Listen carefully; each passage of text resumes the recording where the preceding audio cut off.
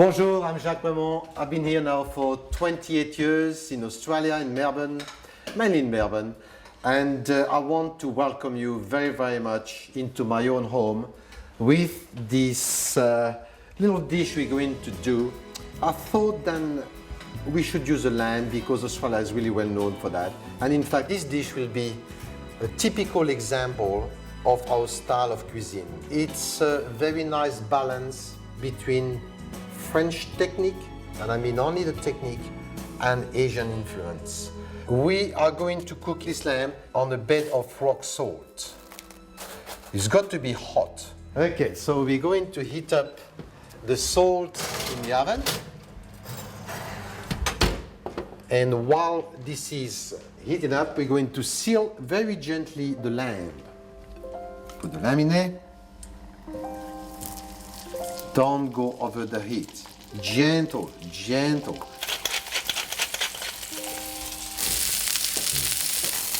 That's exactly what you want, you see? Right, now we have a perfect sealing of our lamb. All what we need to do is put it on the rock salt. Back in the oven. Between 15 and 16 minutes, it depends on the size of the lamb. This one will take 16 minutes. Ciao! Now, this lamb has been in there for 15 minutes. We're going to fill it, that's great. You see the beauty of the rock salt? Stays moist, fantastic. So what we're going to do now, we're going to lac it. This is a mix of oyster sauce and soy sauce, and we're going to coat this rack of lamb, a little bit of sesame at this point for a little bit of flavor. Back in the oven for 4 minutes.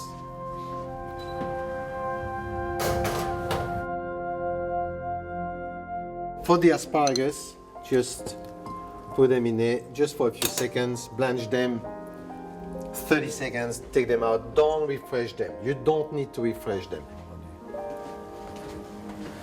So now this lamb should be ready. Let's fill it. Perfect, perfect, really good. Little garnishes, this is a little puree of fresh borlotti beans. It's the full season now, and this goes really, really well with lamb. Asparagus, just a couple of these.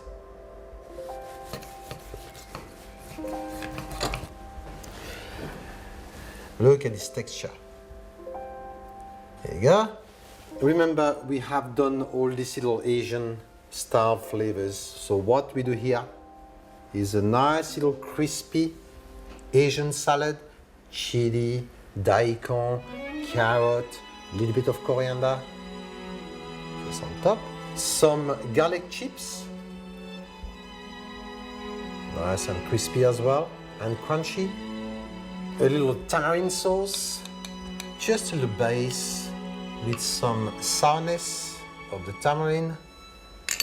As you know, we are in an Anglo-Saxon country, and there wouldn't be lamb without mint oil.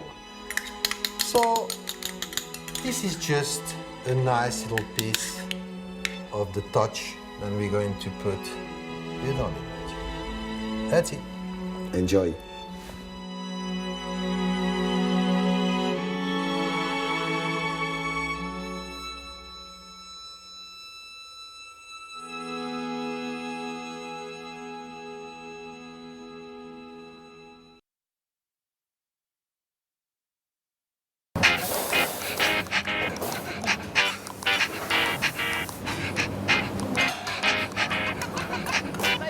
Je m'appelle Myriam Cherkaoui, j'ai mon restaurant à Casablanca qui s'appelle la Maison du Gourmet.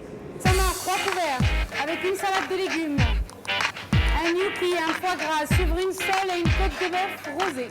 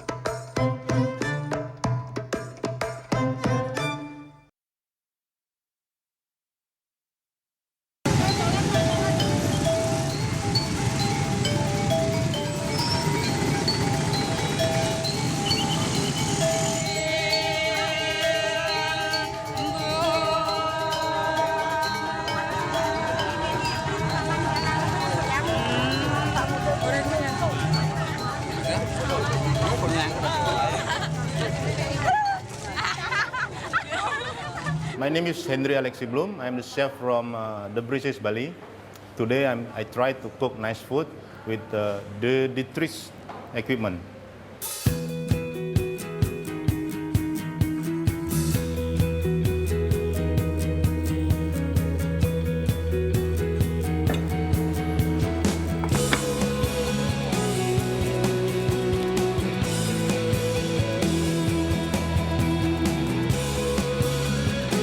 This will be the combination of grilled prawn, some tuna with black sesame seed with prawn sauce. This is my recipe. I'm a cook, but I can do a drawing as well. Based on this, it's gonna become a nice food. So I keep it here, no one can see. Nice, good fresh breast.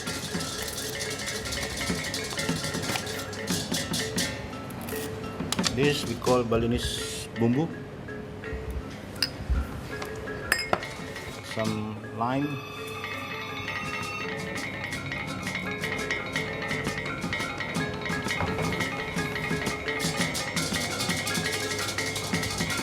Little bit oil.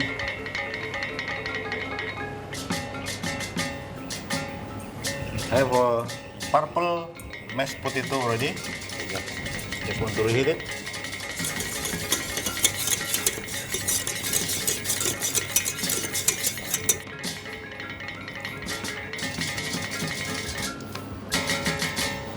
Add some salt.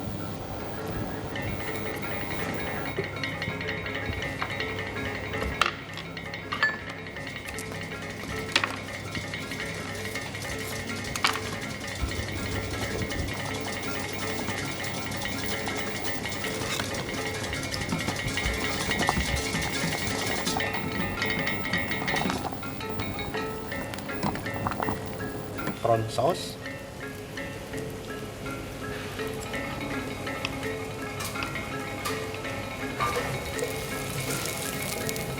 This one cooked already.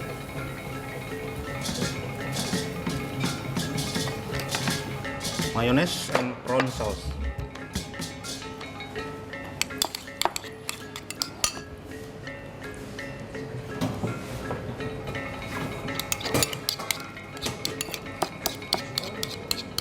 Balsamic.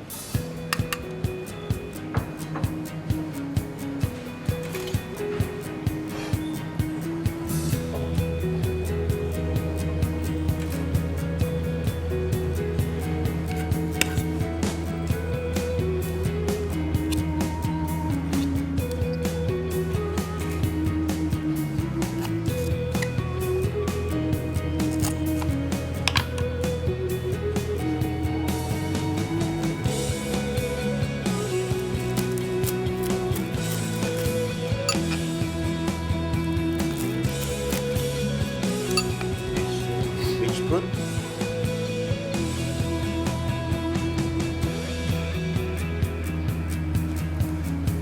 This potato wedges.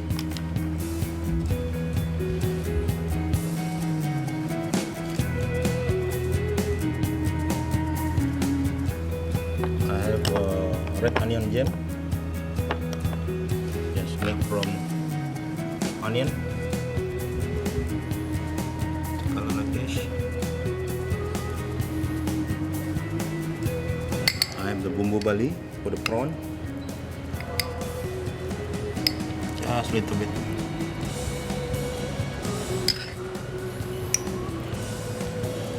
Balinese sambal for the spring roll. Prawn mayonnaise for the fish. Little bit color. Seafood combination.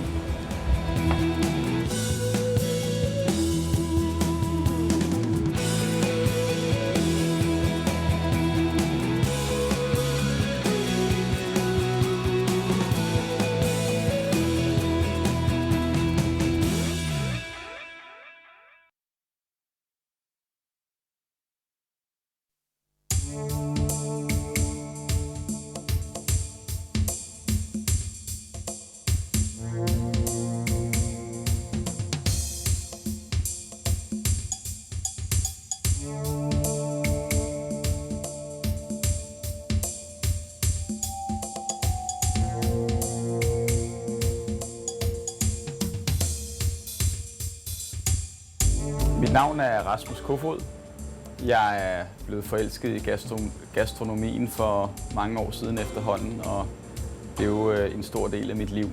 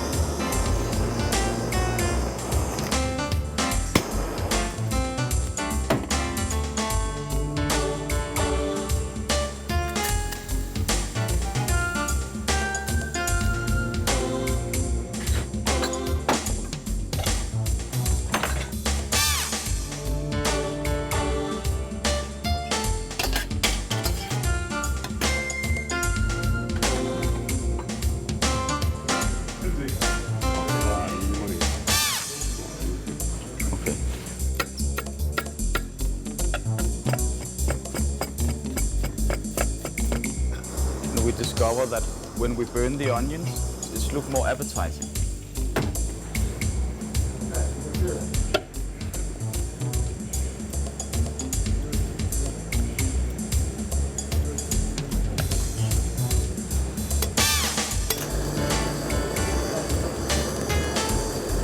When you do the barbecue with pork, in the summertime you put on the grill, you get this roasted, burnt flavor, and it's really amazing with fat in the meat.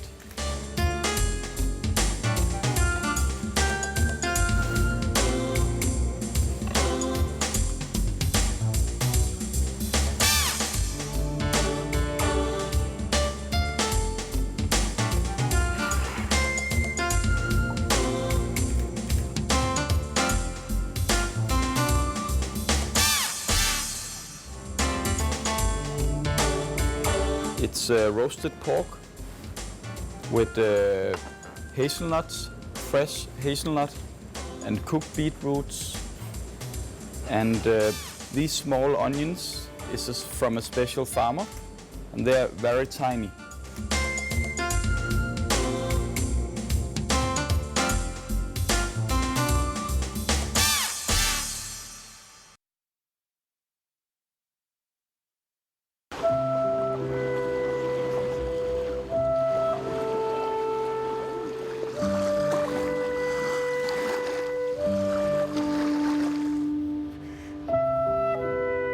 Alors voilà, donc on va travailler pour notre première entrée un millefeuille de légumes. Ce millefeuille de légumes, on va le cuire sur le teppanyaki. On va déposer déjà des tranches d'aubergines, des violettes, des rondes qu'on a choisies pour agrémenter ce plat. On va plutôt les poser là. Et ensuite, maintenant, on dépose la courgette qu'on a plutôt coupée en lamelles, mais on peut aussi tout à fait les couper en ronds ainsi, ce qui va aussi nous donner des éléments de décoration par la suite. Le teppanyaki, il ne faut pas partir trop fort. Voilà. On a aromatisé un petit peu avec du citron et celle-là, on l'a aromatisé un tout petit peu avec de l'ail, ce qui va animer en fait notre millefeuille de saveurs.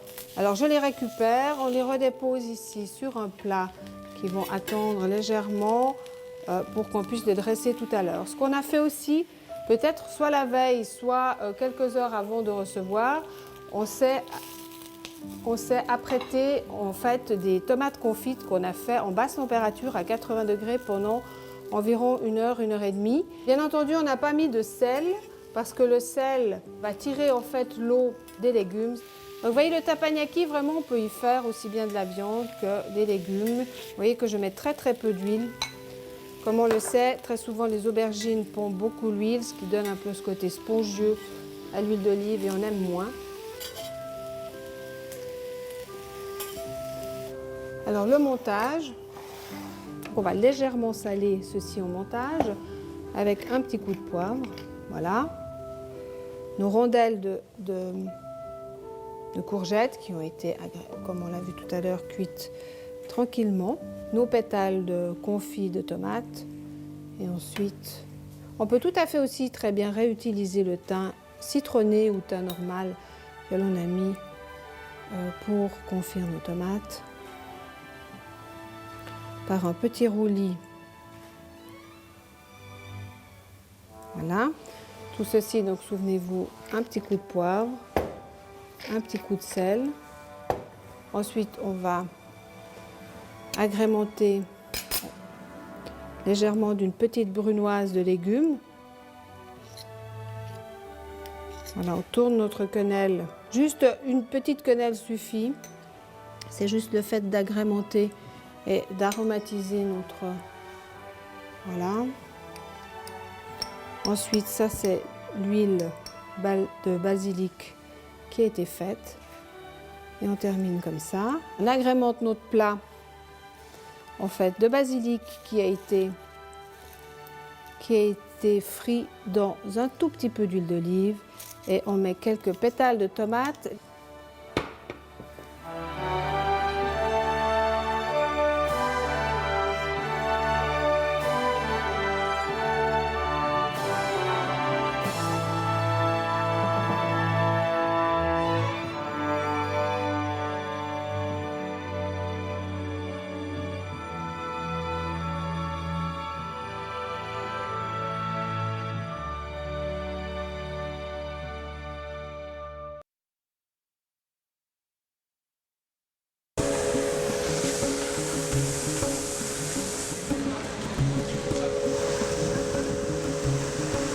Second course we're gonna do, it's a hot dish, squid risotto.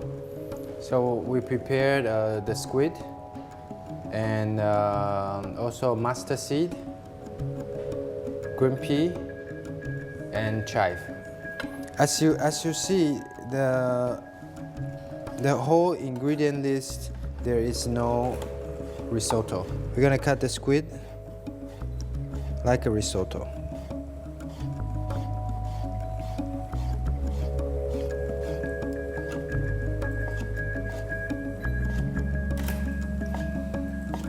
You see, it's almost like a grain size, like a rice.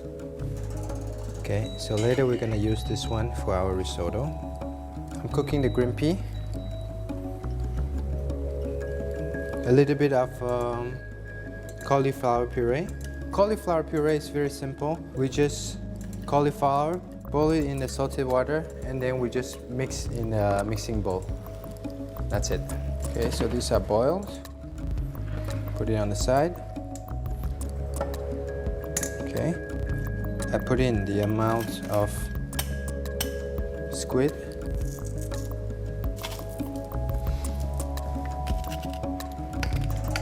Just a little bit of pepper. Okay, then we start to cook it. Just a little bit. Now it starts to become like a risotto.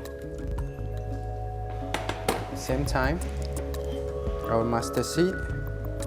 This one is just mustard seed with a little bit of truffle juice. You cook it overnight, you start to get like this a slimy texture. So it's very simple. Okay. For the plating, I take a little bit of the cauliflower puree. Risotto. Then we put a little bit of mustard on the side. We finish by a little bit of chive just on top of it. Squid in crackers like that. We finish by the squid in emulsion. So this is one that we did just now. Just water with the natural squid or the leftover from the squid we'll put inside.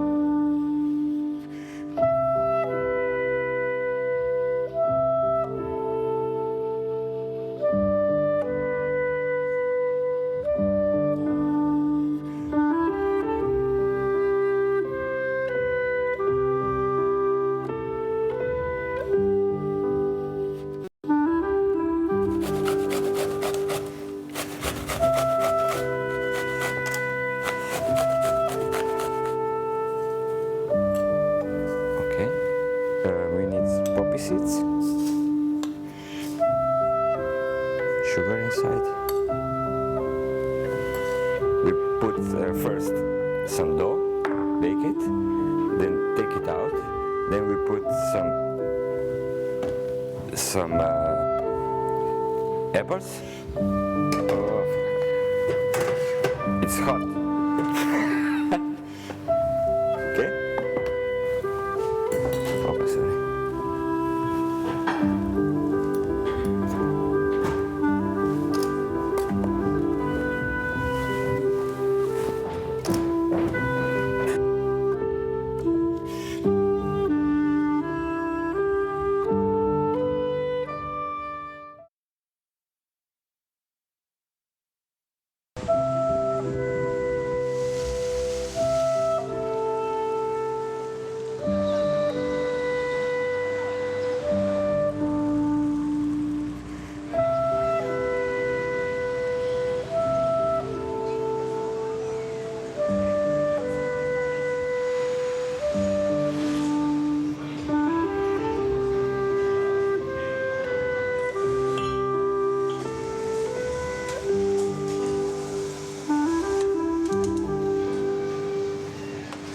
Hi, my name is Nathalie Arbefeuille. I'm living in Malaysia, in Kuala Lumpur.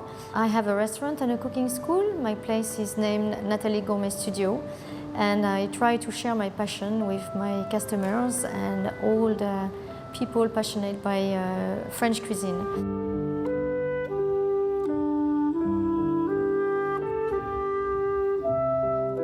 So I'm going to start by pan frying the different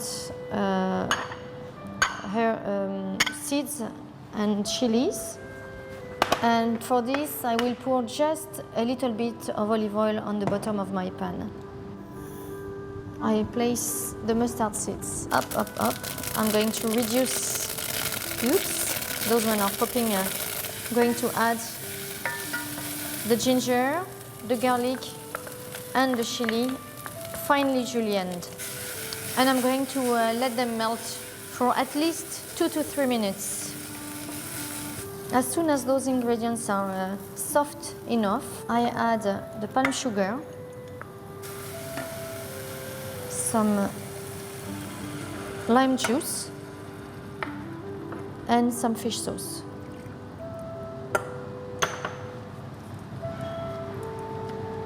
Okay, so now I'm going to prepare the saffron sauce, the saffron butter sauce. So this sauce is a base of a butter sauce. The shallots in the pan. I try to break the peppers, white wine vinegar, and the white wine. Okay, so as soon as it is very well reduced, you can add the cream.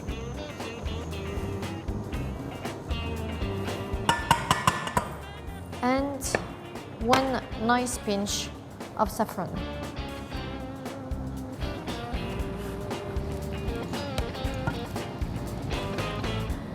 I'm going to sieve it. So our two sauces are ready. Now we are talking about the vegetables.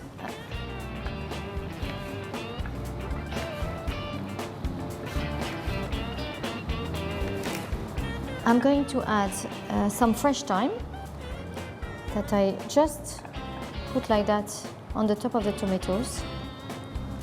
Nice 2 pinches of salt, 1 big pinch of Sarawak black pepper this time. And we are going to let them roast in the oven at 150 degrees for a small hour.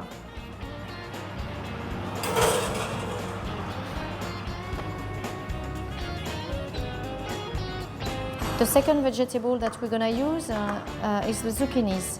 So you will cut the zucchinis into long batons like that. Salt.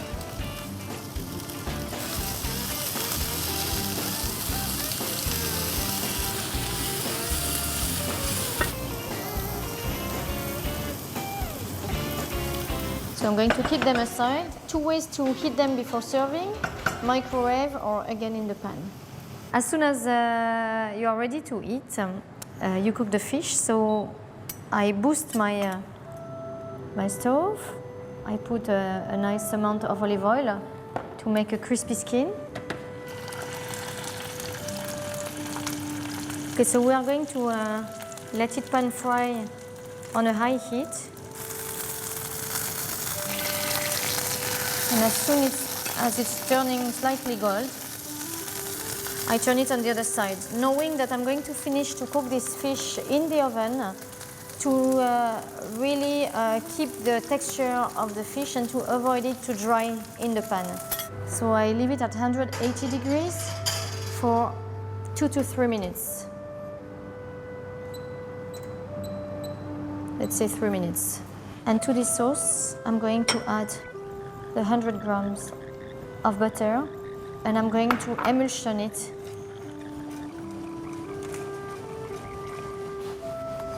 to have a perfect and smooth sauce.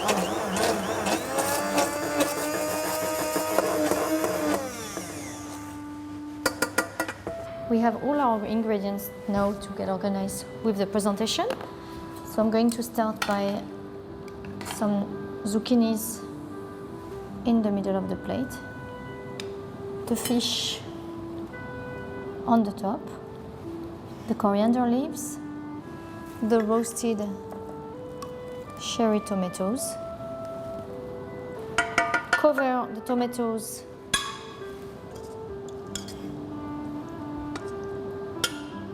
with the nice mix of ginger, garlic,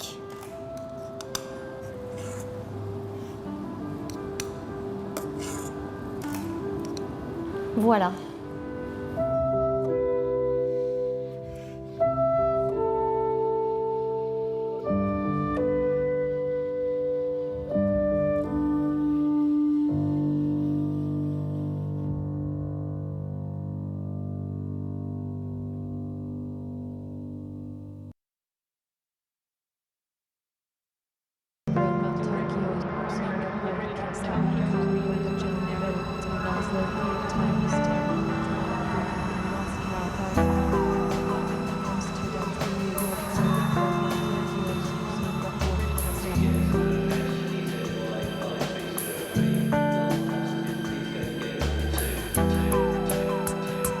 My name is Simon Galton. I'm the Executive Chef for the Nourish Group, which has 2 restaurants in Auckland, New Zealand, 2 restaurants in Wellington in New Zealand, and 1 restaurant in Lake Taupo.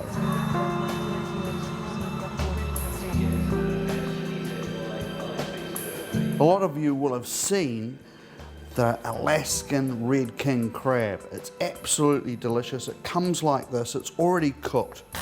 Crack the shell open like this and take out the crab meat. There we are. Beautiful piece of crab, and we'll just roughly chop that up like that. Now I've got some that I've already pre-prepared. I've got the prawns, whole prawns, which I've just roughly chopped up, no particular size, whatever you think,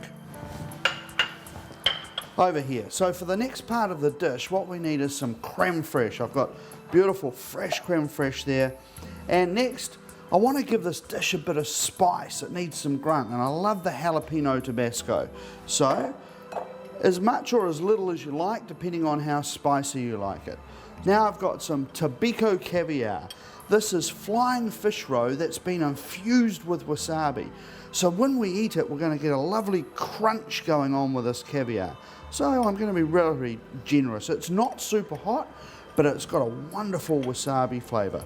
We're going to need a little bit of salt in there just to season it up. No pepper, of course, because we're using the jalapeno as the pepper side of it. So I'll give that a quick mix up like that. Mix that up. Now we take that over and we're just going to put some into our saucepan here. The crab is cooked, so we're going to cook the prawns first. I love cooking on induction. There's nothing better. I used to cook on gas. As far as I'm concerned, gas is old hat. I need to be cooking on induction. It's much faster, it's more controllable than gas. And hey, as soon as I take the pot off, it starts flashing saying there's nothing on there, so you stop using any power. Put it back on anyway for the moment because I want to get some heat. I want to start cooking these prawns. There you go. We're only seconds and we're starting to bubble away here. Just incredibly quick. So you can see it's just gently ticking over here, just a light bubbling away. So I slowly cook the prawns.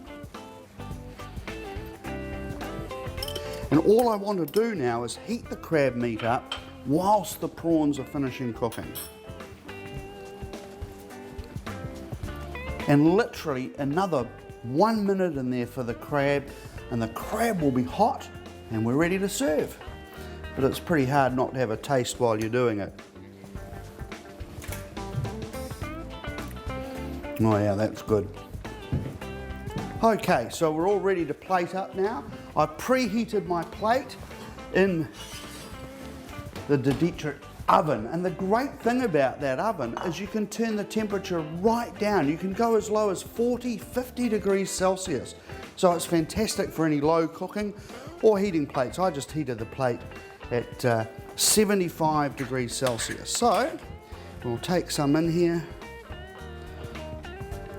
I just want a little bit more crunch, and I want people to be able to see a little bit of that wasabi caviar on top. There we go. Now, these are bonito flakes.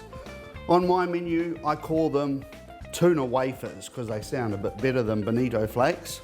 You take that to the table and people are just going to love it because it's talking to them. Like, they're going to say to you, it's still alive. Enjoy.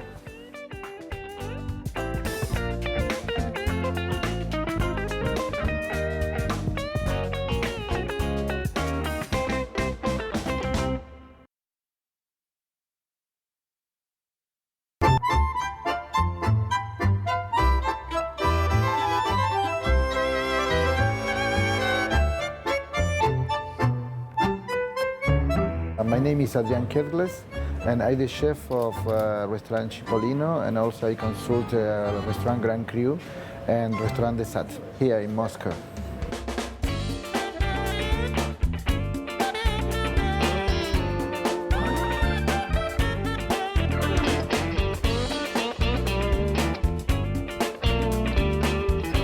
This is all the ingredients we will use for our borscht. We make borscht from the traditional way. This is the reason we start for the bouillon. We make a nice bouillon of meat, no salt, we put just some list of laurel, pepper. And when they start to boil, just we clean, the foam will be in the top, and we keep it 12 hours. With the cabbage, we make puree. With the onion, we make puree. And with the carrot, just we put in the water, we blanch, and we cut in the small brunoise. We continue, we cut all the vegetables.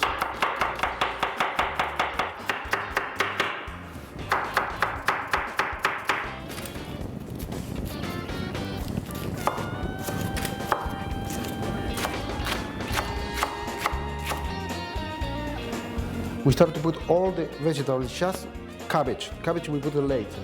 We put the onion, we put the red pepper. Okay, why we put we start in another pan? Because if we put here now, we lose all the color, and we must make in another place with уксус, with vinegar, for keep the color and to give it a little bit bitter in our dish. We add the vinegar.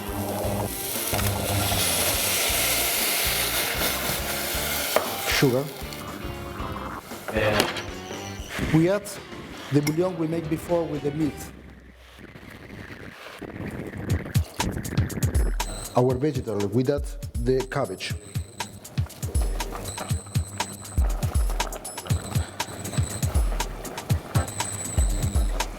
Now we add our bitters in our bouillon, and we get a beautiful color and flavor.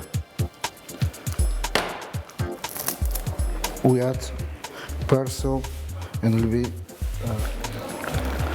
and we keep the borscht. Good.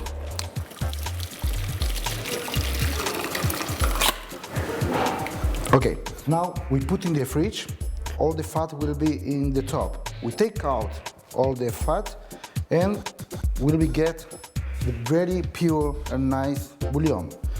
With these three products, will we make raviolis. Will we use the same bouillon of the board for make the gelatina for make our raviolis.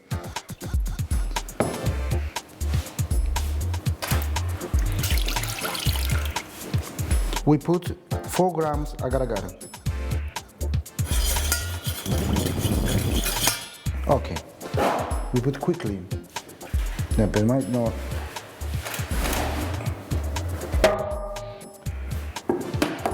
And quickly we must make very thick gelatina and we put in the fridge.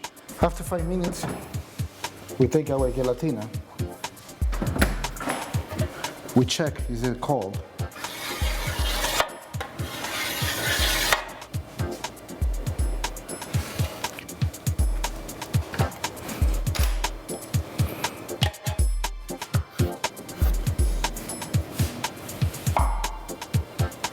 Put less.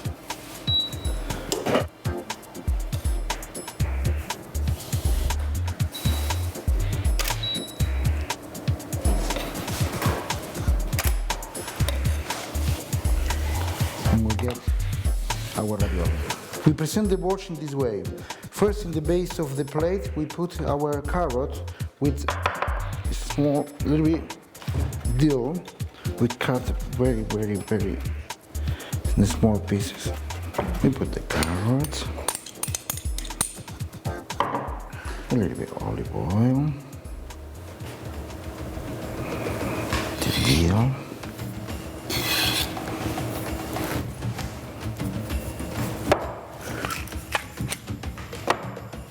and we put in the base of the plate. Each ravioli, where we say before, is different flavor. One is cream, sour cream, another is cabbage, and another look. Here.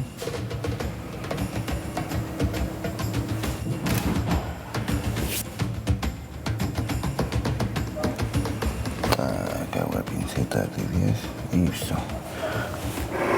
And here we have our borscht. Bon appetit.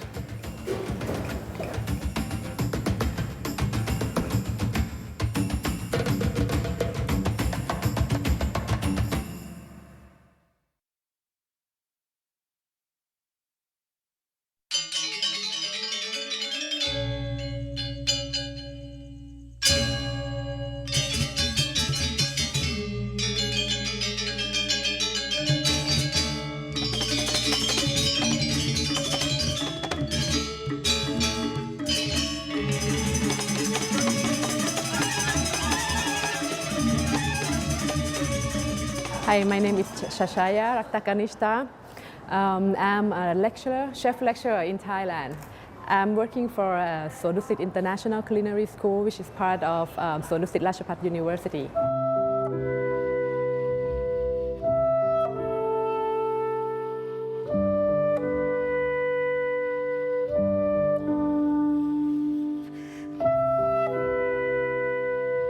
Now I'm going to do the river prawn with red curry sauce.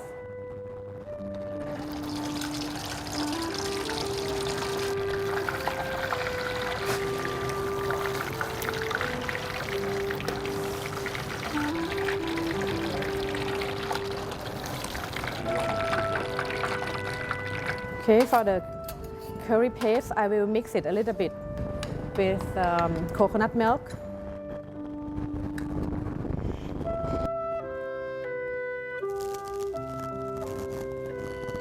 We put the coconut milk in. Okay. So I will put the curry paste in.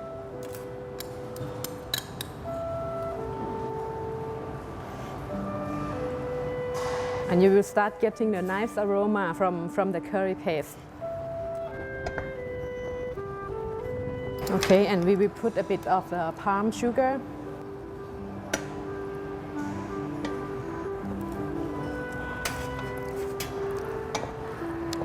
We can add a little bit of fish sauce, it's okay. When you add the fish sauce to the curry, it's better to add when the curry is boiling, so you won't get the fishy smell. And the kaffir lime leaves, we put only at the end, not when the beginning, because if it's cooked too long, it will get dark, and it's not gonna look nice, you know. So I think it's look okay. Turn off the heat, and then I put the kaffir lime leaves in for the flavor.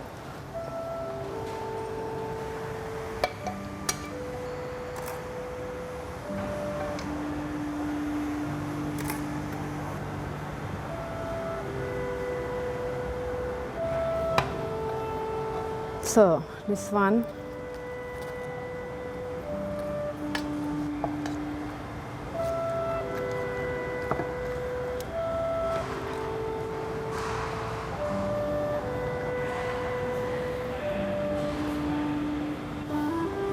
it's very easy to do. You can put the coconut cream as the decoration as well.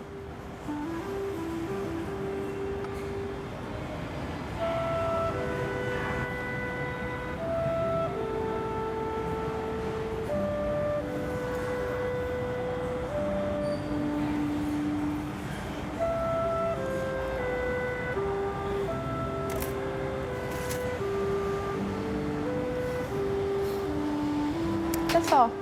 Finish. Very easy.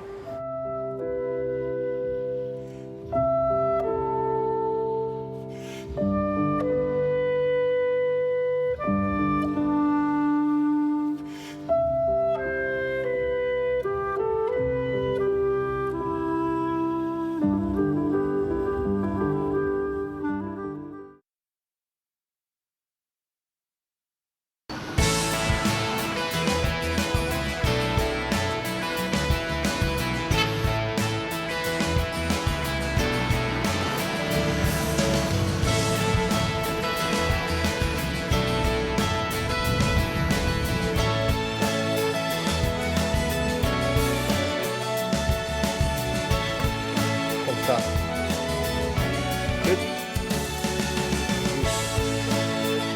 Carrots, that's the perfect size for it.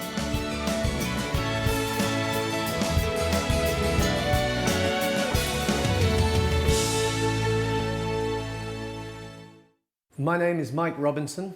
I am a chef and a restaurateur, and I own 2 restaurants, one here in Berkshire and one in London.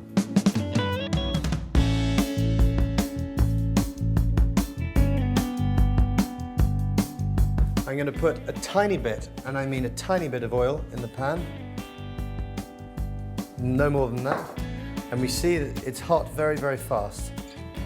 I'm going to cook them with a simple formula. Good. Both?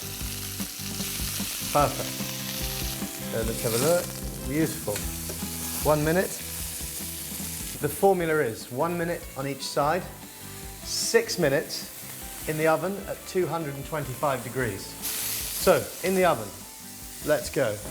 The oven is hot.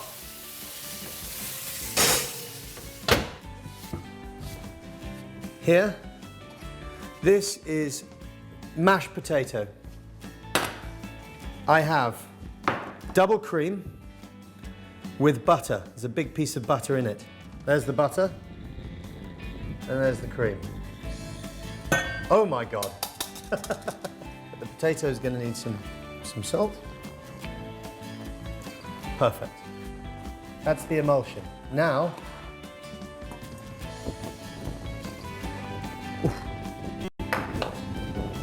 now I have to work it. Whoops. I want this to be very, very smooth. Okay. Beautiful. And because I'm a man and I'm cooking, I also make a mess. The good thing about the induction hob, especially this one, is that I can spill milk or cream onto the glass, and because there's no heat, it's perfectly clean. It's a really good piece of work. This is like gold. It's like black gold. It takes a long time to make, and it's made from beef bones and red wine and water. Cooked for a long time. Red wine, peppercorns. These are green peppercorns. Perfect. Oh, lovely. Perfect, beautiful. Now I take them out of the pan and turn them over. This means that any juices that have come down, I now turn them and they have to go down again. The juices stay in the meat. Okay, now the wine has reduced a long way. We only have a little bit left. Now more cooking while it's resting. That's beautiful. We don't need very much. This is fine for one portion or two portions. And this takes 3 or 4 minutes. Okay, now we're going to finish this sauce to make it even richer with some little pieces of butter. I'll turn the heat down. A tiny bit of crème de cassis. Like that. Oh yeah, look at this. The consistency, perfect. So,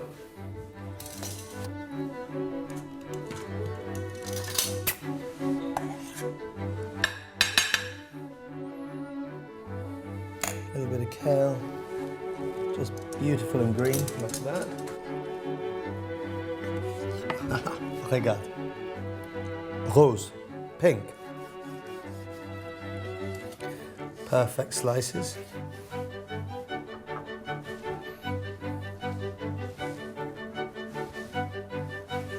And now the sauce.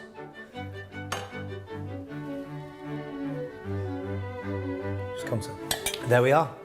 This is the pave of roe deer, venison, with pomme puree, a peppercorn sauce, and garden kale. Very simple, all beautiful ingredients from here in Berkshire for your pleasure.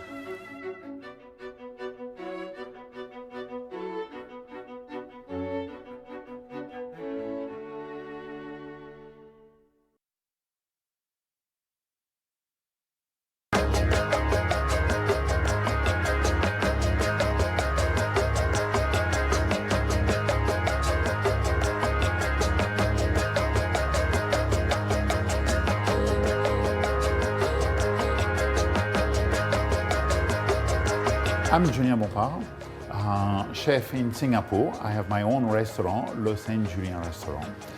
For the past 7 years, I've owned that restaurant based on the French cuisine, the gastronomy, the comfort of the food, and of course all the product of France and all the cooking of every region of France. The French cuisine, cuisine of my own character, I would say. So today we'll do another dish. Very much on a seafood. It's all about the ingredient and what we want to show. So everything is very need a cooking very precise. In the same time, you have to be very straightforward to really capture all the flavor.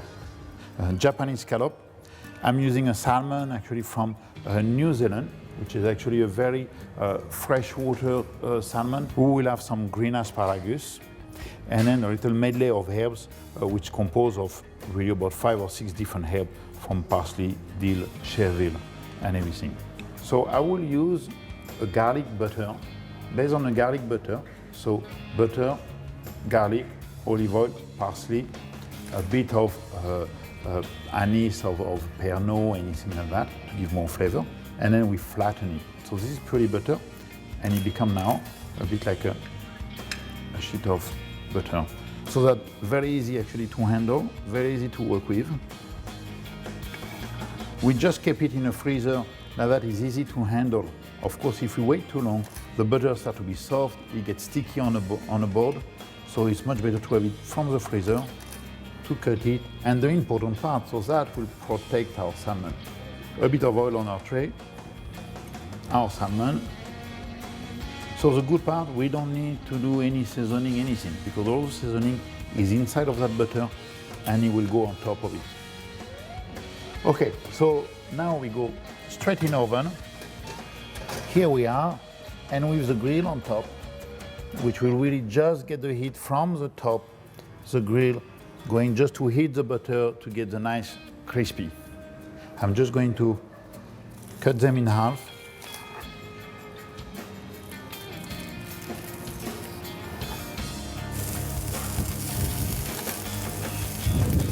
So here what we want to get is a little bit of that really colorful and slightly burnt flavor. So because the asparagus will always curve a little bit, we can use even a cover to press them properly.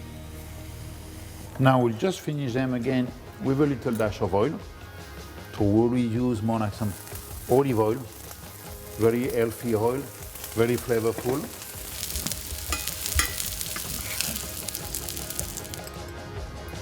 So beautiful color, a lot of aroma here from the grill aspect. We're going to cook the scallop. We can hear the noise, it should really scrape on it. We will stick the scallop to the pan. Hop. Seasoning of salt. I'm using for the occasion here a piment d'Espelette.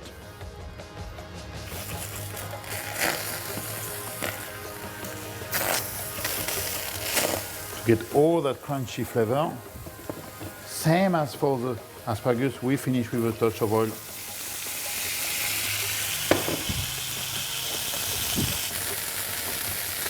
And here our scallop is perfectly cooked, perfectly juicy inside, still medium rare. I would say still rare inside, but have that color will give all the flavor.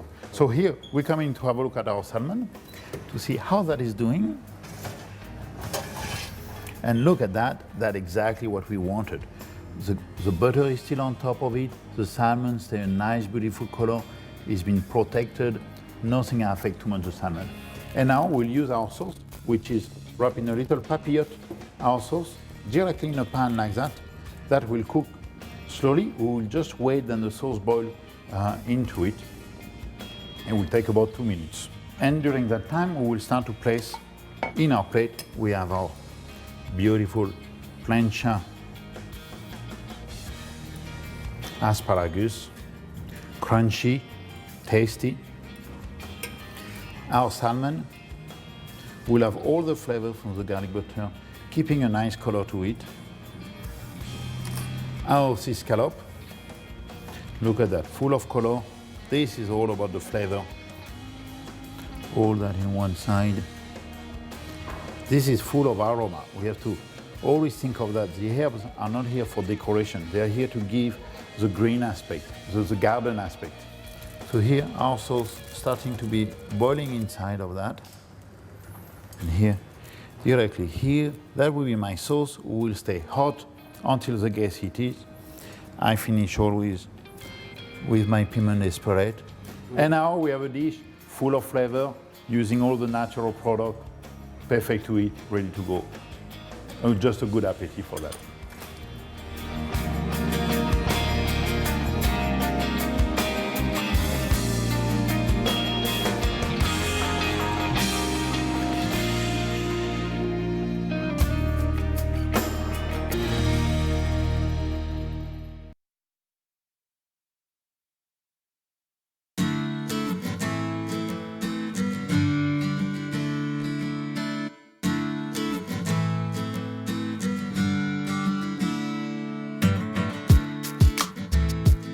Welcome to my home.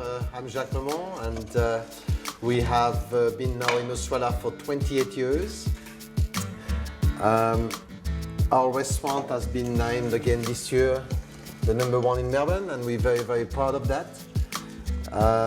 What is extraordinary is all the great products that we got in this country, and the way that we developed our style of cuisine, which is very, very unique. We use a lot of Asian ingredients, a lot of Asian influences. We don't do stocks or biases, you know, it's pretty much the product by itself, and it's very, very fragrant. We are also really, really proud to have this brand here, Dietrich, because it's an absolute gem to work with. And in my home, this is what I use. In a restaurant, we have different equipment, but that's a great pleasure for us to be here. with the Dietrich.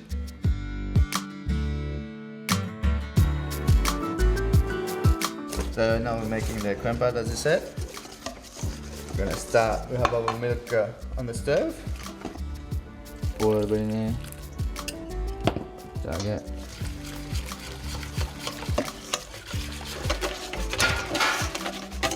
So now what we're gonna do is we're gonna mix the crème pâte that we've done. As you can see, it's very light. I'm gonna mix it with the chocolate.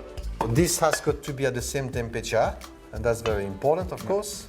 You ready? Yeah, we're ready. Put it in there. Okay. Okay, study what's the lowest time.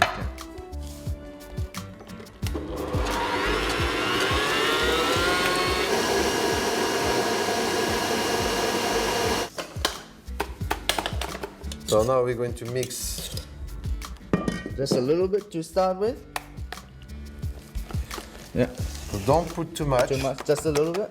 So we break the lumps in it. Beautiful.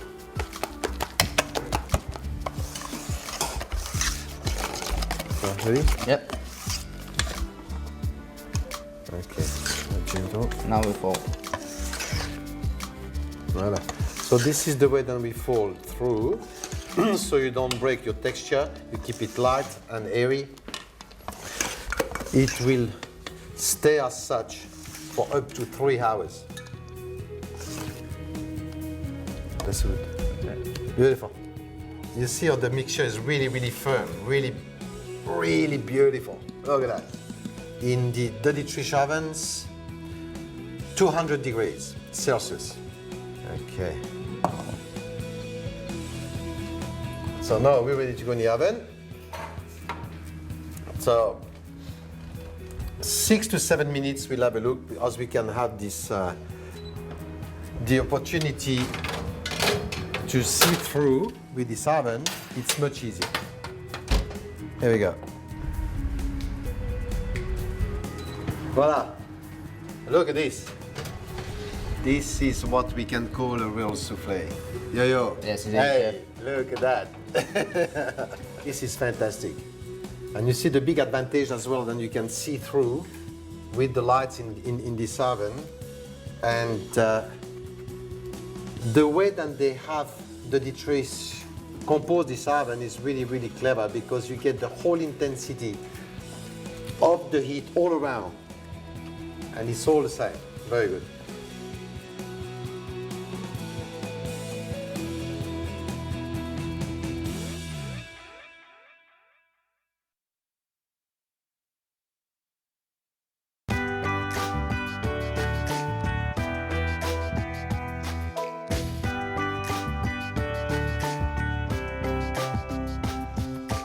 Welcome to my kitchen, ladies and gentlemen. I am George Kyprianou from Cyprus.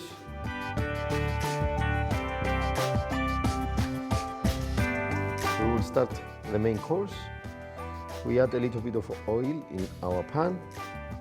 For making sauté, we put the fillet in the... We put some salt, some pepper.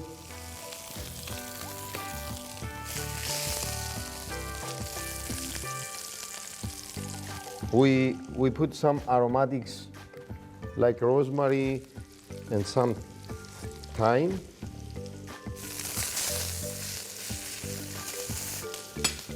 At the end we will put a little bit of butter or olive oil if you like.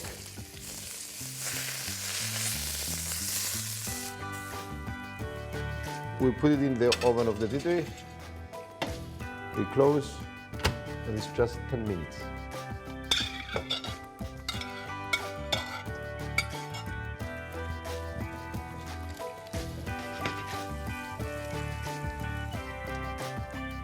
Nice. We fried also some starch.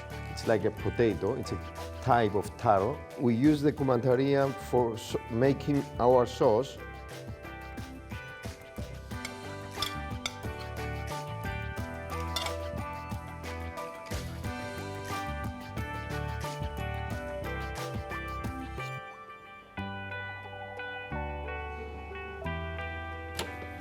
Take it out.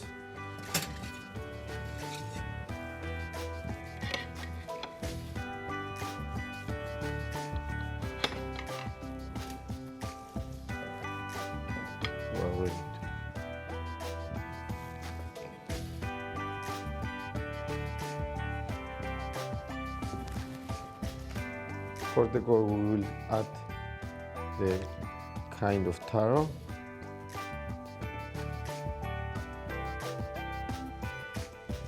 And this is ready. Bon appetit.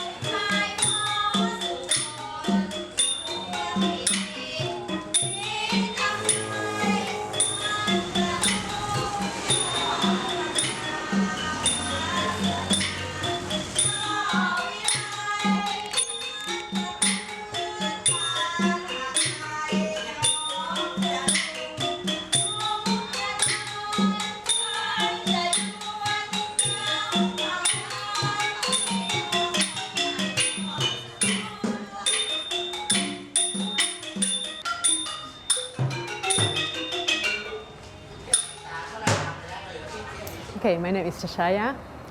I'm currently working as director of a Sunusit International School.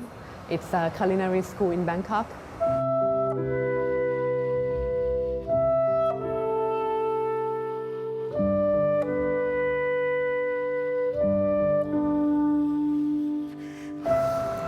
So I will first start mix the taro paste. This one we steam it until it's cooked, and then we just pass it through sieve. So until you get the fine paste of the taro, okay? And then I will mix it with milk first, just to make sure it will combine when we put it in with other ingredients. Okay, then I will start with egg yolk and some sugar.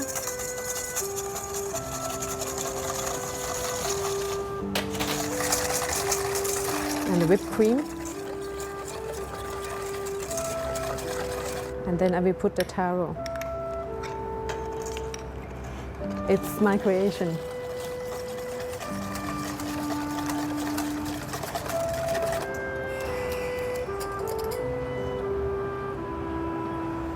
Just to make sure we don't get like big lumps of taro underneath.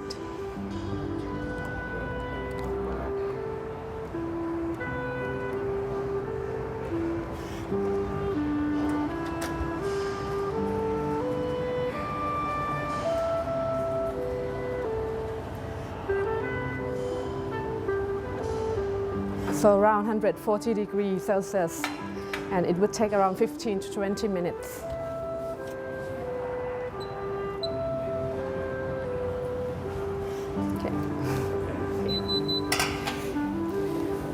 So it should be ready. We should put it in the fridge, wait until it cools down, and put it in the fridge until it's quite cold.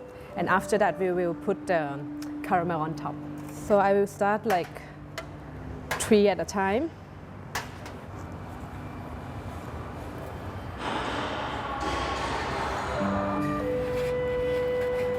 Just run around the edge a little bit, just to make sure no like extra sugar catch on the side.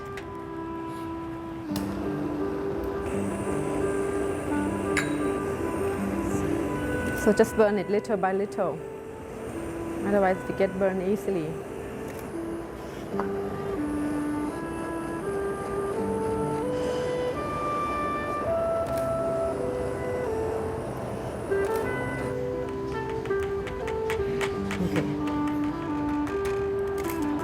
So we make a little cut in it, just to put our decoration in, just a little bit for color.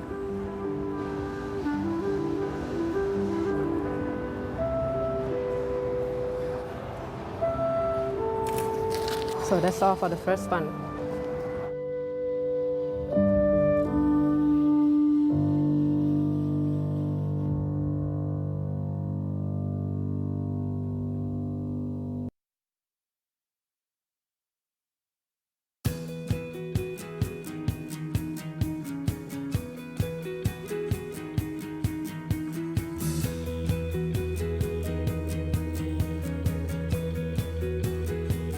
So I'm Julien Bompard.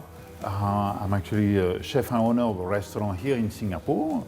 I opened my restaurant about 7 years ago now. A French fine dining, all the French gastronomy that we do there for 7 years. We're going to start with this, with the nice dog's liver, that we have it here. We're going to do some nice escalope.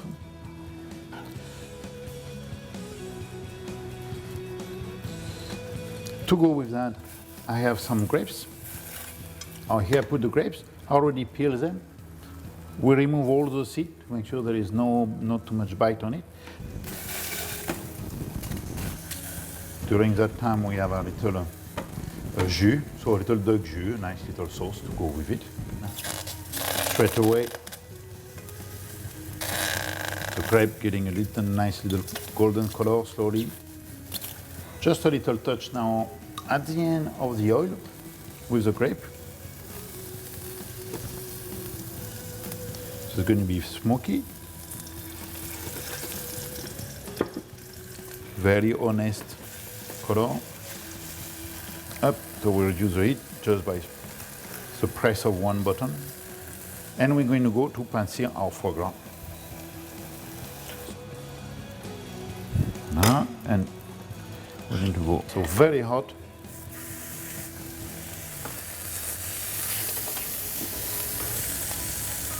Color is already coming beautifully. Look at that. And here to symbolize the grape, we're going to represent really the grape. So it's simple to do, straightforward. We keep the essential of the product. And we have a little stick, like olive to make it.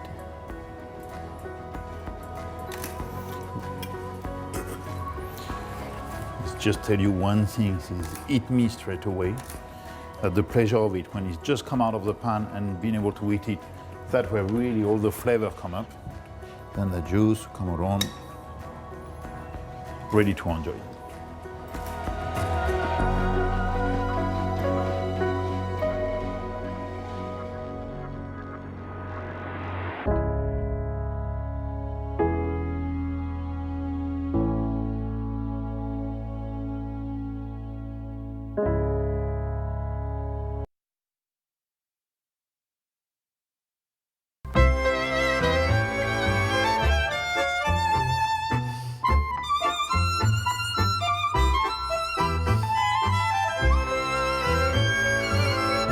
My name is Adrian Kedgles, and I'm the chef of Restaurant Cipollino, and also I consult Restaurant Grand Cru and Restaurant des Sats.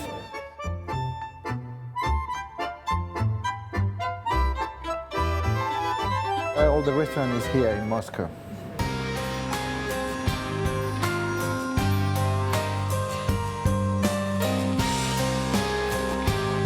We make a lamb of dukkha.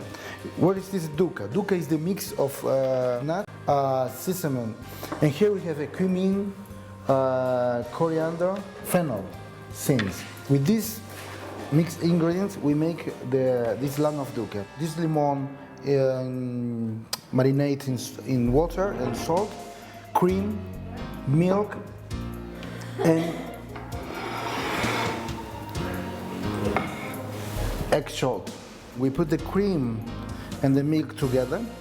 We add our lemon in the cream, sugar. During this time they make the cream, we'll make sorbet with the black cherries and roses, pieces of roses. We add glucose, whipped cream, and sachar.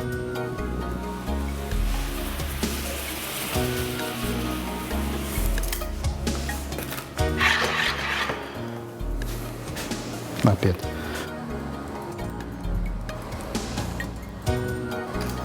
Yellow eggs.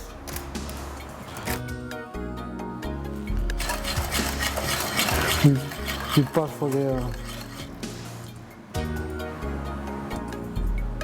and we put in the fridge just to keep it cold, and we take a texture. This is our caramel Ras Al Hanout. Just also we pass from chinoise, and we get nice caramel with all the flavor of all the spices. With the base of sorbet, we put in the freezer, what I said before, and with the small part, we put in the one silicone paper, and we dry it.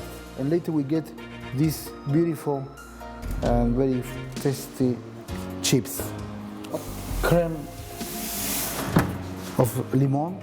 Then now it's ready. They take a good texture. For making presentation of the dish, we make in the base of the plate the caramel of Ras Al Hanout.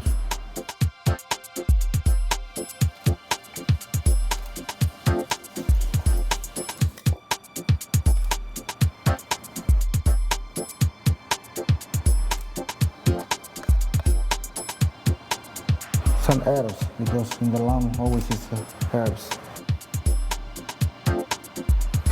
1 kernel of our sorbet we put in the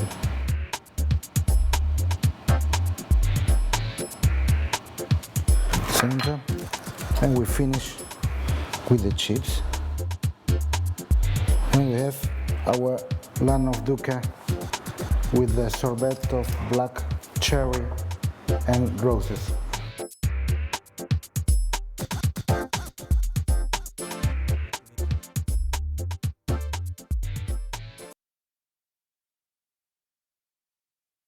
My name is Mike Robinson.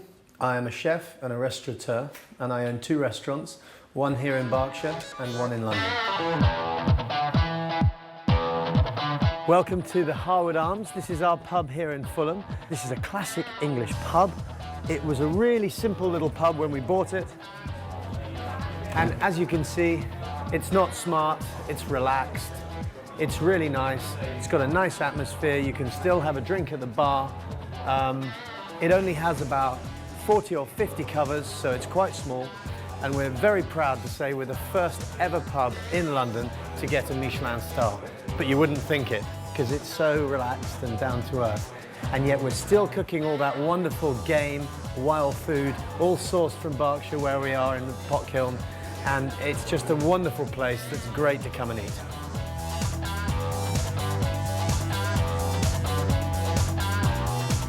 This is a very, very simple dish to do really good at home with a really good oven like this one with place, carrelé in French. So I'm going to take some butter, which I have here, and a pastry brush, and brush it on here. So, perfect. Wonderful. To make these fish fabulous, I'm going to make a little mixture.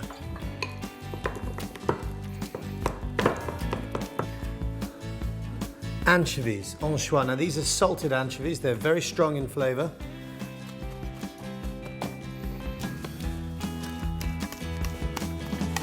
And this is going to go half into the butter and half into the sauce, like that.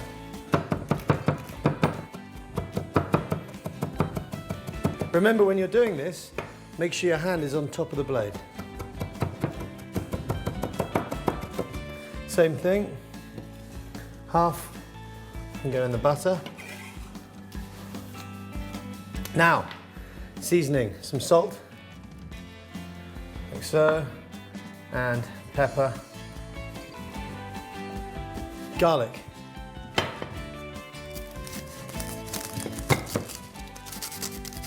No need to peel, straight on the microplane. That's perfect. It's going in here, the butter, and a little bit more for the sauce. Lovely. Now, same piece of equipment, the lemon. Lots of lemon. Half and half. When you want to squeeze, and in kitchens I don't have time to use the little wooden thing and all this, put your hand over the cut half, a little bit into there, but most of the juice going in there, and that means no pips. Seasoning in the sauce. My butter for the fish. This is fantastic. Here we go.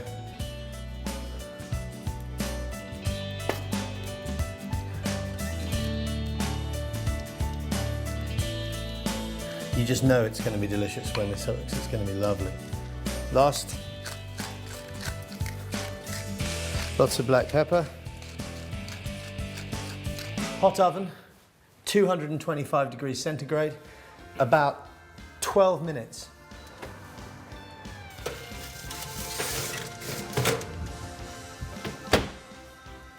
$225. So the place is ready. I can smell it's ready. Looks fantastic. Here we go. Oh, yes. And look at our little friends. That's not bad. That's how I like it cooked. The meat is firm and white.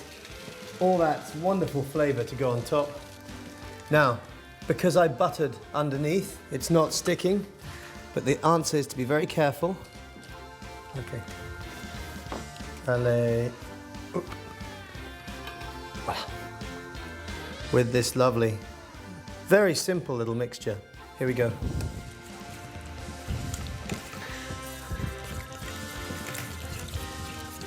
Now this is the perfect finish, so over it goes, over the top, a little bit around the side. That's it. Plaice, simply cooked with garlic and anchovy and parsley butter with lots of lemon and good olive oil. That is a perfect, simple little dish.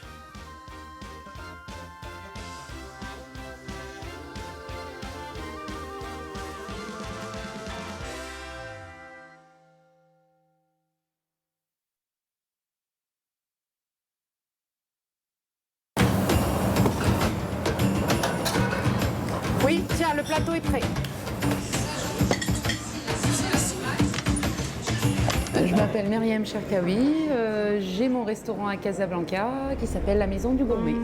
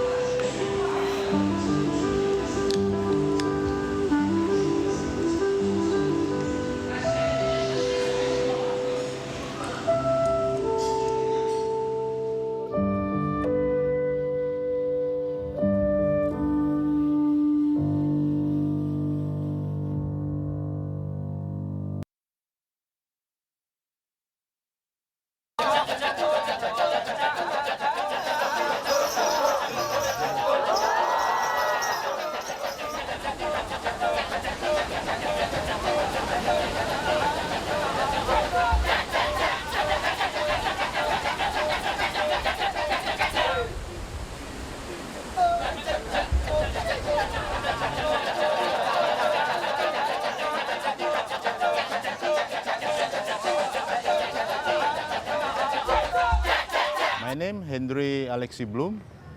My job now, I was chef for at least 22 years. Now I'm become the director of food and beverage in this hotel.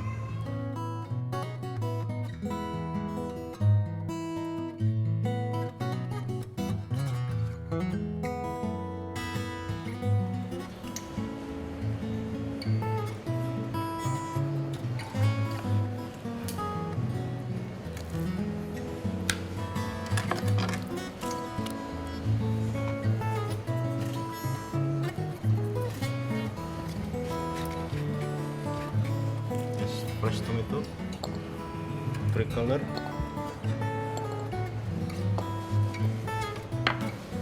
stir it,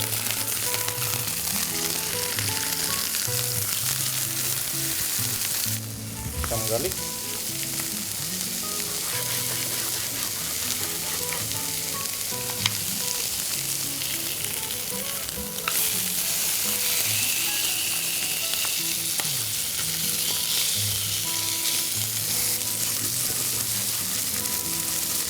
black pepper,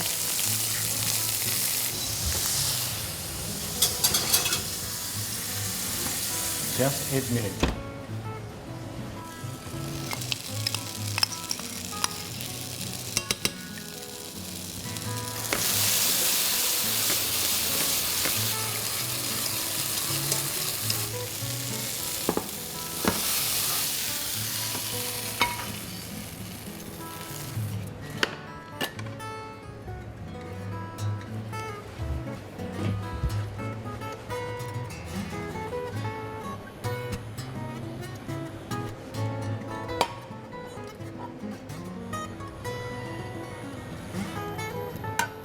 English peanut.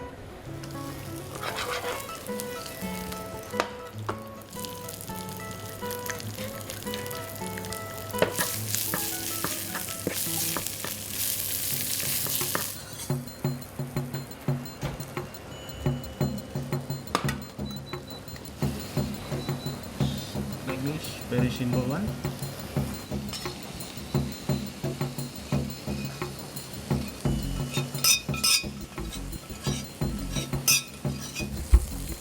Parmesan.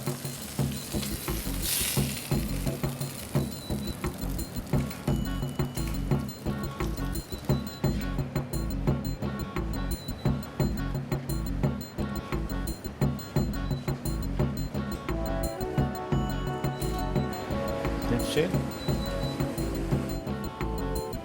There you are.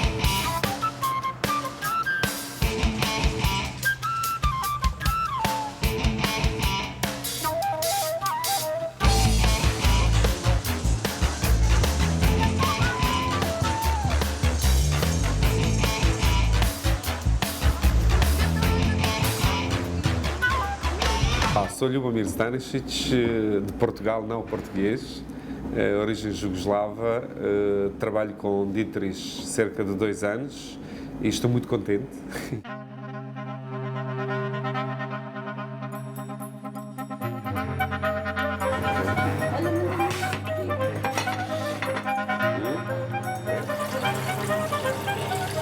Eu como sempre um pouco de algas negras. Um pouco de kombu. Estou a fazer o prato do peixe, estou a fazer um caldo de frescos.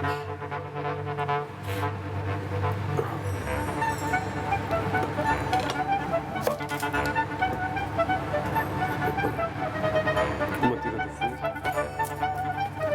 Neste caso, esmagado para largar um pouco mais de sabor. Cebola.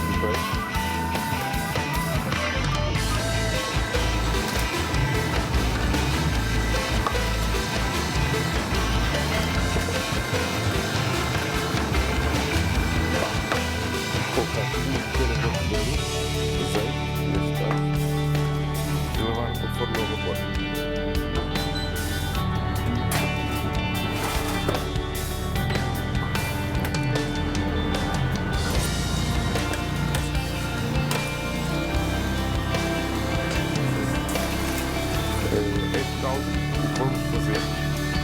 Estou a retirar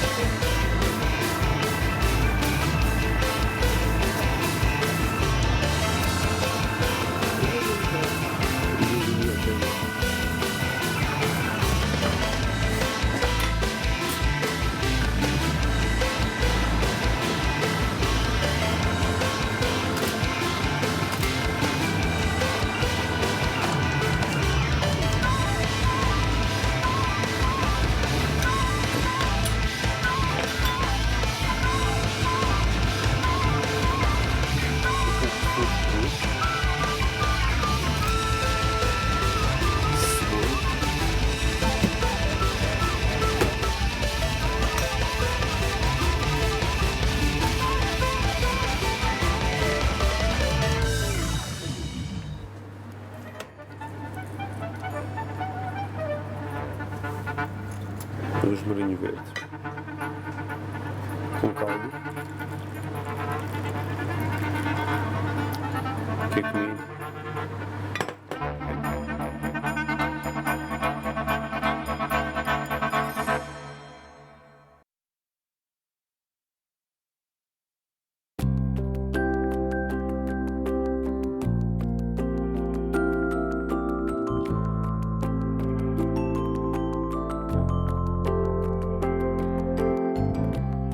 I'm Andre Chand, the chef owner of Restaurant Andre.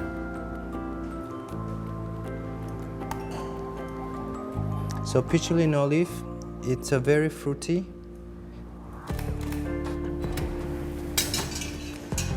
And now we're going to prepare the green apple.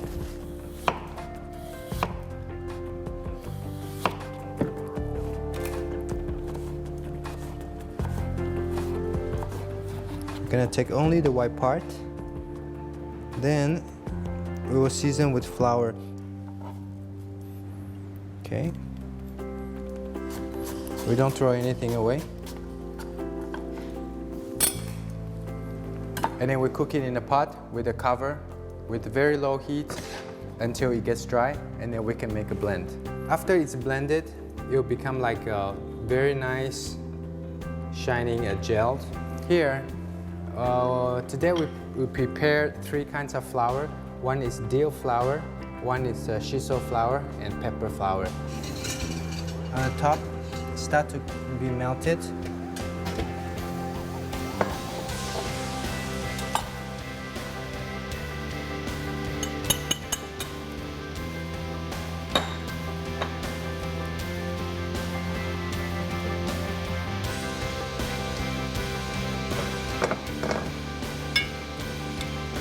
We put all our apple on top of the mozzarella. Then we're gonna put up all the flours.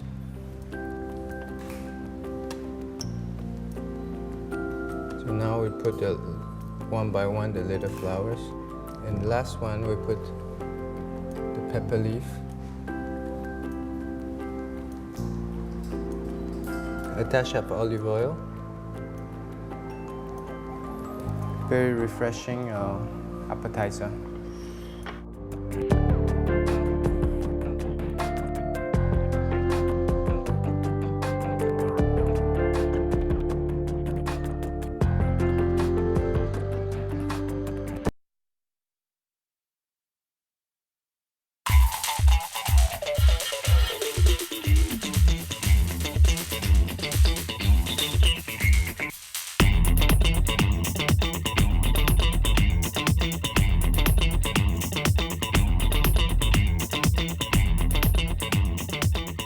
My name is Simon Galton. I'm the executive chef for the Nourish Group, which has 2 restaurants in Auckland, New Zealand, 2 restaurants in Wellington in New Zealand, and 1 restaurant in Lake Taupo.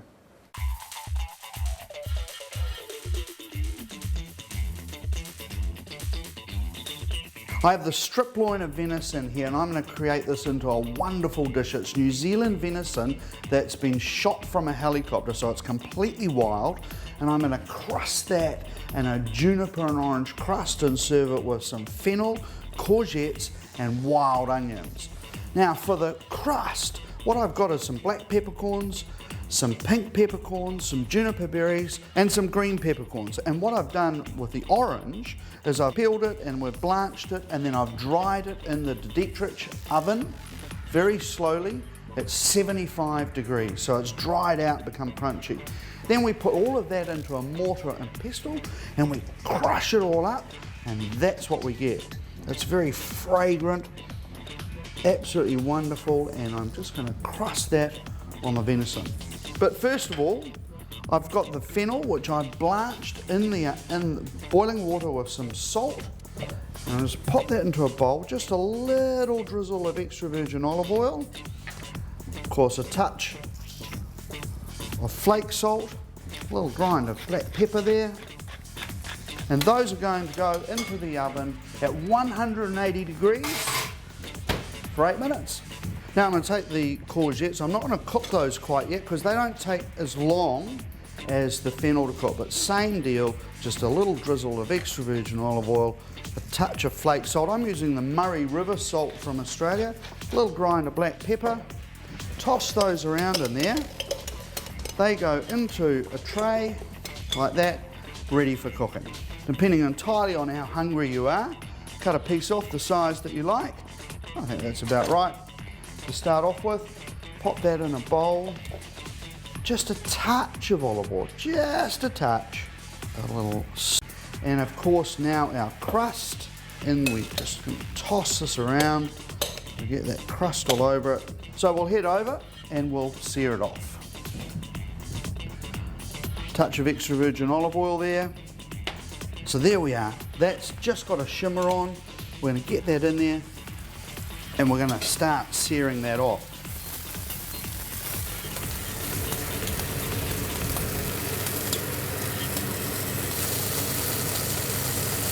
And as I said, the great thing when you keep cooking with induction, it keeps delivering heat. It doesn't cool down.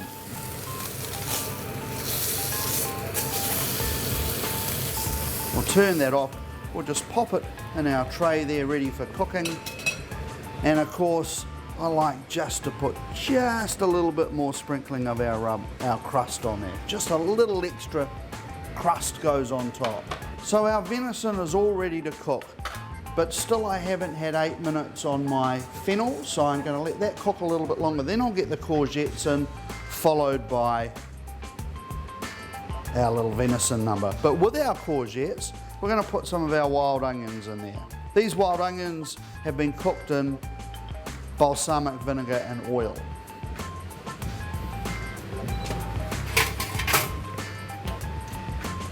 Okay, let's roast the venison.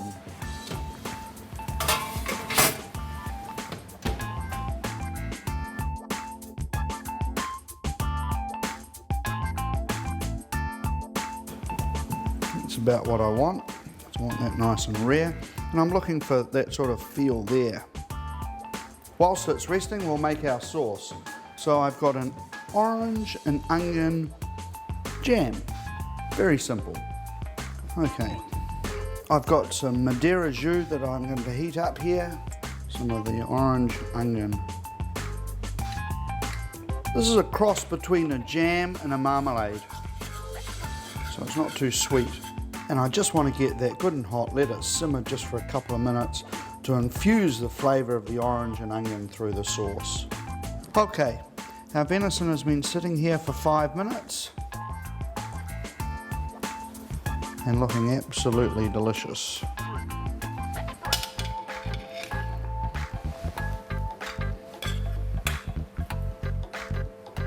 So there's a venison dish that any Dietrich oven would be absolutely proud of. And I know you're going to love it, so give it a whirl.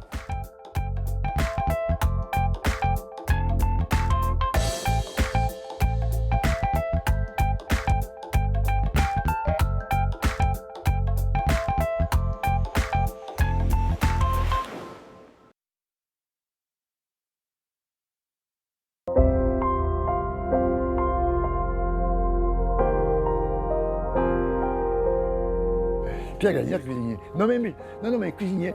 Non, chef, non. Non, cuisinier. Je fais de la cuisine. Mon père était dans cet univers. À 5 ans, je me retrouve avec une toque sur la tête, et à 15 ans, en apprentissage, et à 24 ans, je reprenais l'affaire familiale. Et j'ai compris comment on pouvait donner du plaisir aux gens. Voilà. Et pour donner du plaisir aux gens, il faut soi-même y prendre du plaisir, et il faut aimer les autres. Voilà. Je crois que c'est plus qu'une philosophie de la cuisine, c'est plutôt une philosophie de vie. C'est plutôt une façon de faire un métier avec des mots qui pour moi ont un sens, c'est-à-dire l'honnêteté, la sincérité, l'intégrité, l'envie de bien faire, de partager aussi avec les gens avec qui vous travaillez. Dans notre société occidentale, on peut dire qu'on vient rêve éveillé, on vit avec les gens qu'on aime, on fait un métier qui nous plaît, on a la chance de défendre de la qualité. Moi, le rêve, c'est ce qui se construit au jour le jour et savoir tirer véritablement profit de ce que chaque jour nous apporte, de lot de rencontres et de petits bonheurs. Voilà, moi, ça, je le pense sincèrement. Ouais, ouais. Donc, notre métier, c'est la vie. Moi, souvent, j'extrapole parce que c'est une façon de vivre une vie d'homme.